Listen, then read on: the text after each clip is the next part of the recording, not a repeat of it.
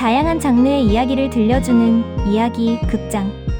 구독과 좋아요는 큰 힘이 됩니다. 그럼 지금 시작합니다. 복수하는 딸 제1막 장례식의 여자 제1화 무너진 삶의 끝에서 하늘은 구멍이라도 난 듯 검은 빗줄기를 쏟아내고 있었다. 경기도 외곽의 한 초라한 장례식장. 낡은 타일 바닥 위로 들이친 빗물이 구두굽을 적셨다. 이수아는 남편 강준호의 영정사진 앞에 멍하니 서 있었다. 영정 속 준호는 평소처럼 선한 미소를 짓고 있었다. 그 미소가 너무나도 생경해. 수아는 가슴 한구석이 도려나가는 듯한 통증을 느꼈다. 불과 사흘 전만 해도 그는 수아, 이제 곧 다 끝날 거야. 조금만 기다려줘. 라며 그녀의 거친 손을 잡아주지 않았던가. 다 끝나긴 뭐가 다 끝나. 네 인생이 끝났지. 뒤에서 들려온 가시돋친 목소리에 수아의 어깨가 움츠려들었다. 시어머니 박 여사였다. 그녀는 아들을 잃은 슬픔보다 준호가 남긴 사업빚과 앞으로의 평판이 더 걱정인 듯 보였다. 준호가 저렇게 된 건 다 네 탓이야. 근본도 모르는 고아년이 우리 집에 들어오더니 결국 복덩이는커녕 재앙만 몰고 왔어. 안 그러니? 수아는 대답하지 않았다. 7년이었다. 시장통에서 식당 일을 하며 준호의 뒷바라지를 하고 시댁 식구들의 온갖 모욕을 견뎌온 시간이 준호가 하던 소규모 유통사업이 휘청거릴 때마다 수아는 자신의 잠을 줄여가며 부족한 돈을 메꿨다. 하지만 돌아온 것은 재앙이라는 단어뿐이었다. 어머니, 준호 씨. 가는 길이에요. 제발. 누가 네 어머니야? 준호 죽었으니 너랑 우리 집안은 이제 아무 상관없어. 장례 끝날 필요도 없다. 지금 당장 짐 싸서 나가. 이 장례식장 비용도 아까우니까. 박 여사는 수아의 손목을 거칠게 낚아채더니 복도 밖으로 내동댕이 쳤다. 젖은 바닥에 수아의 무릎이 닿으며 날카로운 통증이 전해졌다. 조문객들은 그 광경을 보고도 모르는 척 고개를 돌렸다. 시댁 장남인 강태욱은 그 틈을 타 준호의 유품함에서 무언가를 필사적으로 찾고 있었다. 그들은 슬퍼하지 않았다. 그들에게 준호의 죽음은 그저 처리해야 할 골칫거리 혹은 기회일 뿐이었다. 수아는 빗물이 들이치는 장례식장 입구 계단에 주저앉았다. 검은 옷은 이미 젖어 몸에 달라붙었고 추위가 뼛속까지 스며들었다. 세상에 홀로 남겨진 기분. 20년 전 고아원 앞에 버려졌을 때 느꼈던 그 막막함이 다시 그녀를 덮쳤다. 준호 씨. 나 이제 어떻게 해야 해? 그때였다. 세차게 내리치던 빗소리를 뚫고 묵직하고 거대한 기계음들이 장례식장 주차장을 가득 채우기 시작했다. 라이트의 강렬한 빛이 수아의 시야를 가렸다. 한 대, 두 대, 끝을 알 수 없는 검은색 세단 행렬이 마치 장엄한 함대처럼 장례식장을 포위하듯 멈춰섰다.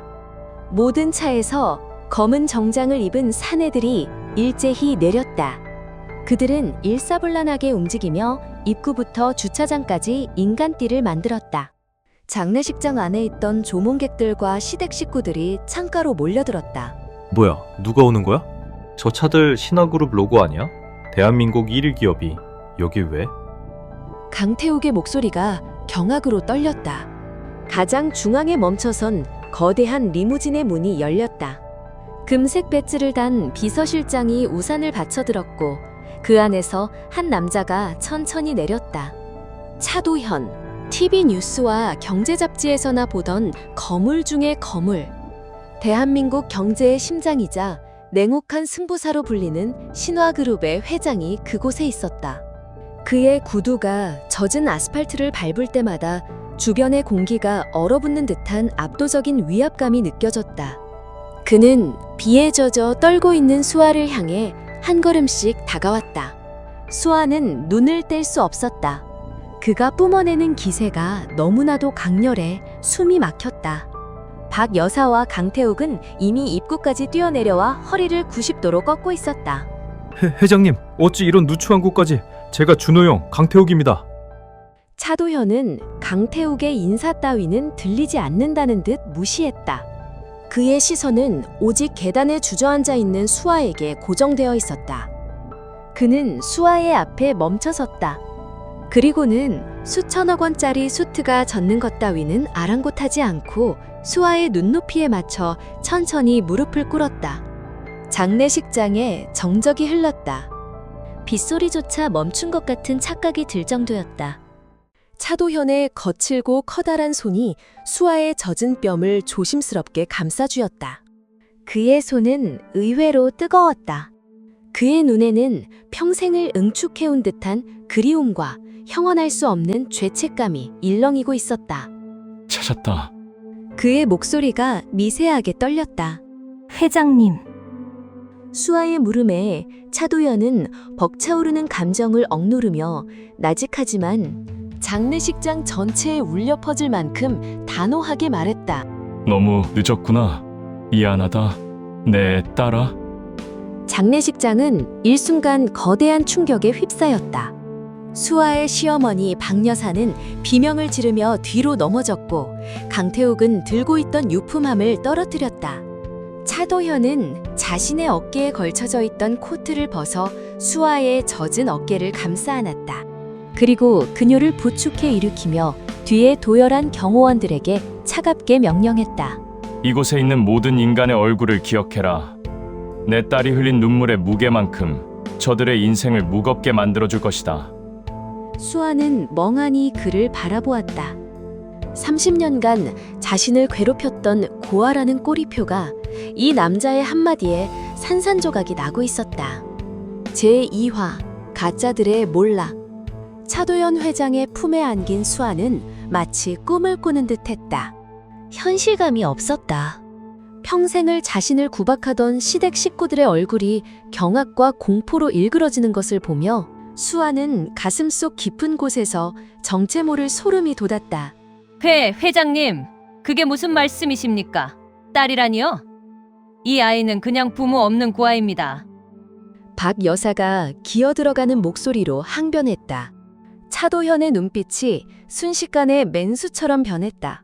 고아라고? 차도현의 낮은 목소리가 복도 끝까지 서늘하게 울려 퍼졌다. 내 딸 차수아를 이 신화의 적통을 감히 고아라고 불렀나?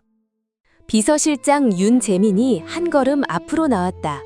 그는 태블릿 PC를 꺼내 박 여사의 면전에 들이밀었다.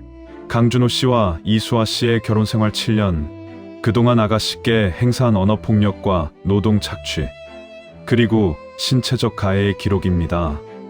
우리 신화 그룹 정보팀이 지난 48시간 동안 확보한 증거들이죠.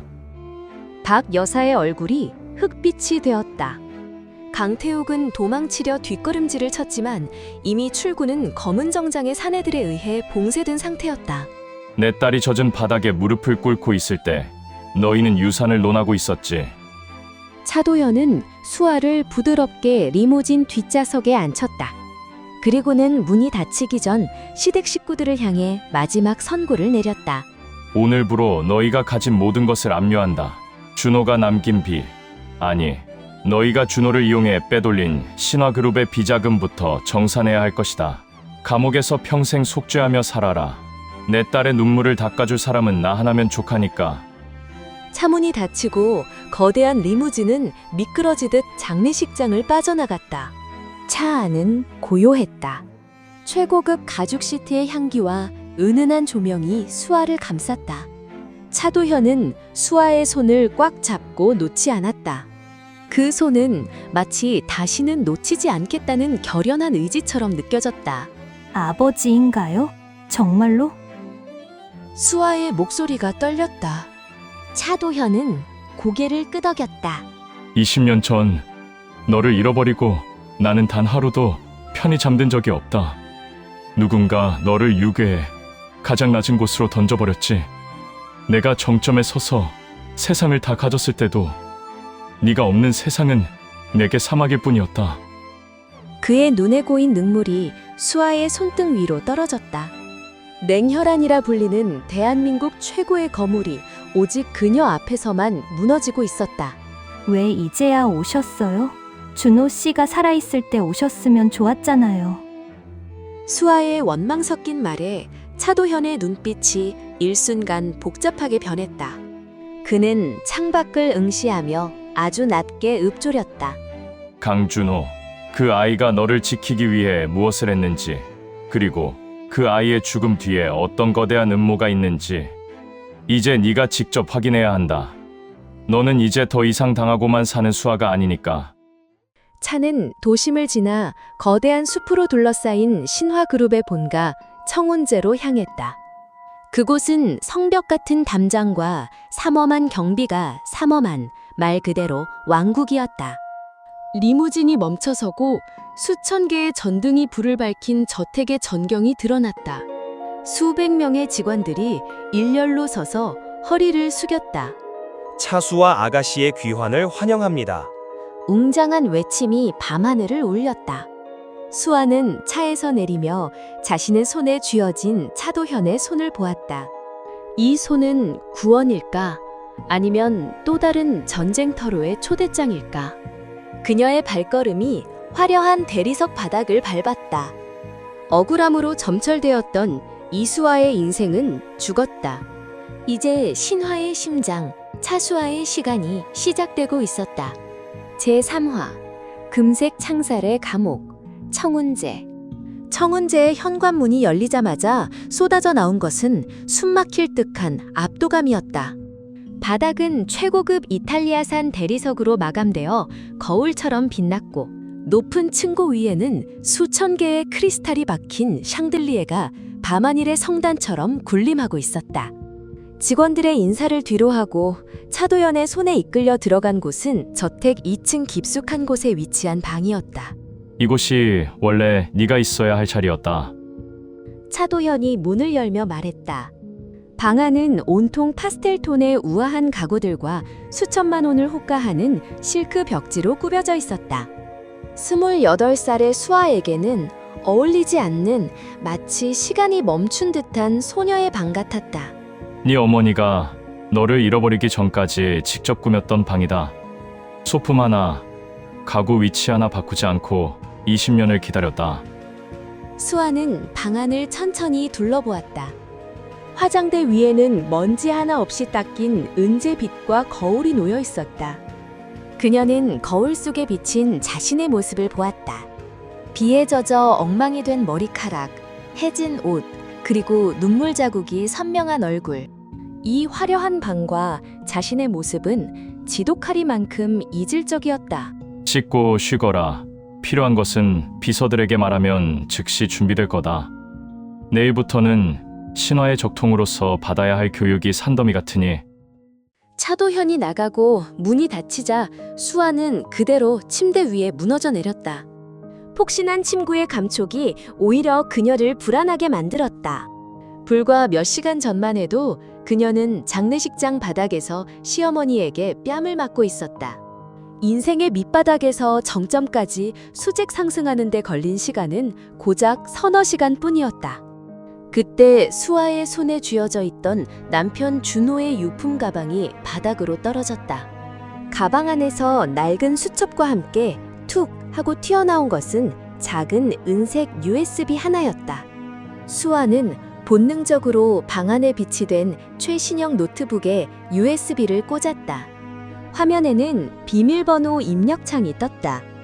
수아는 떨리는 손으로 자신의 생일을 입력했다. 폴더 안에는 단 하나의 영상 파일이 있었다. 수아는 마른 침을 삼키며 재생 버튼을 눌렀다. 어두운 조명 아래 초췌해진 준호의 얼굴이 화면 가득 나타났다.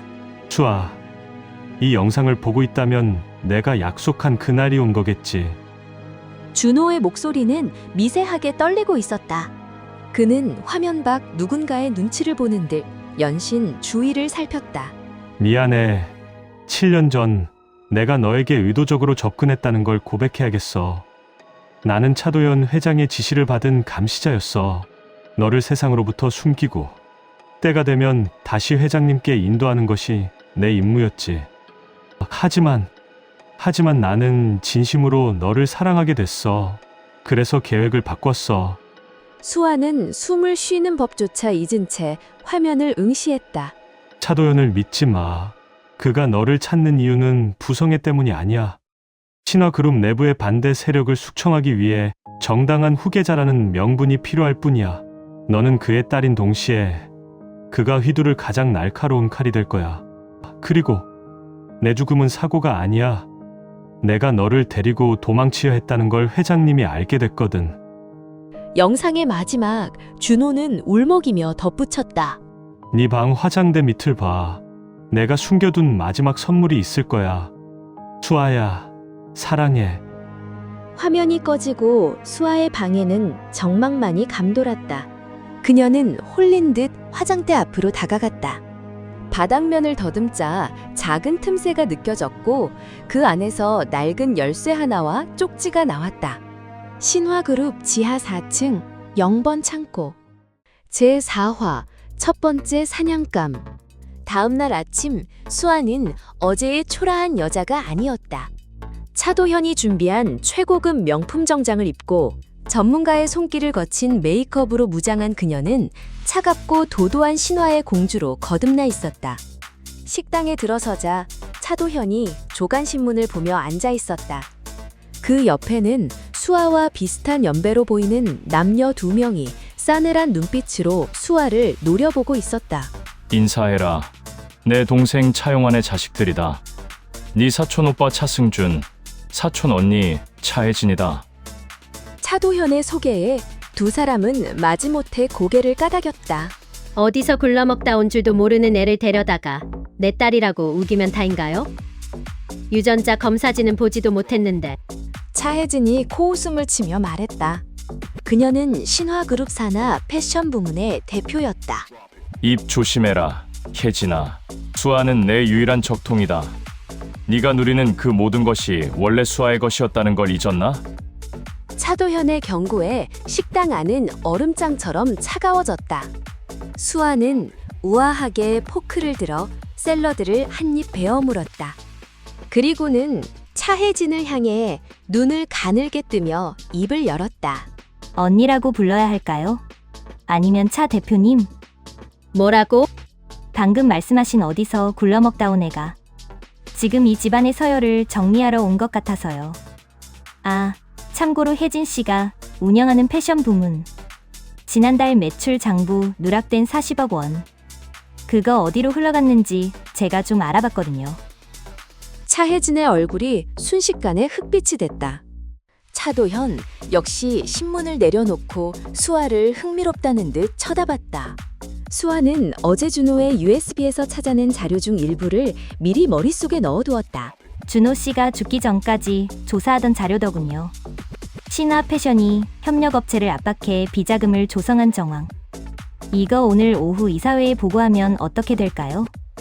네가 어떻게 그걸? 차혜진이 부르르 떨며 자리에서 일어났다. 수아는 여유롭게 커피를 한 모금 마시며 덧붙였다. 제 남편을 죽음으로 몰아넣은 사람들 한 명씩 제 손으로 찢어버릴 생각이에요. 그게 가족이라도 예외는 없죠. 안 그래요, 아버지? 차도연은 호탕하게 웃음을 터뜨렸다. 그 웃음소리가 식당 벽을 울리며 기괴하게 퍼져나갔다. 수아는 차도연의 웃음을 보며 속으로 칼을 갈았다. 준호의 영상이 사실이라면 지금 자신을 보며 기뻐하는 이 남자 역시 남편의 살인범일 가능성이 컸다. 복수의 첫 번째 단계는 명확해졌다. 우선 신화그룹 내부의 적들을 차례로 쳐내며 차도현의 신임을 얻는 것. 그리고 힘이 길러졌을 때 이 거대한 제국의 심장에 직접 칼을 꽂는 것. 식사를 마친 수아는 비서들이 준비한 리무진에 올랐다. 그녀의 목적지는 회사가 아닌 준호가 남긴 메모 속 지하 4층 0번 창고였다. 그곳에는 준호가 자신의 목숨과 바꿔서라도 수아에게 전하고 싶었던 이 모든 음모의 결정적인 증거가 잠들어 있을 것이었다.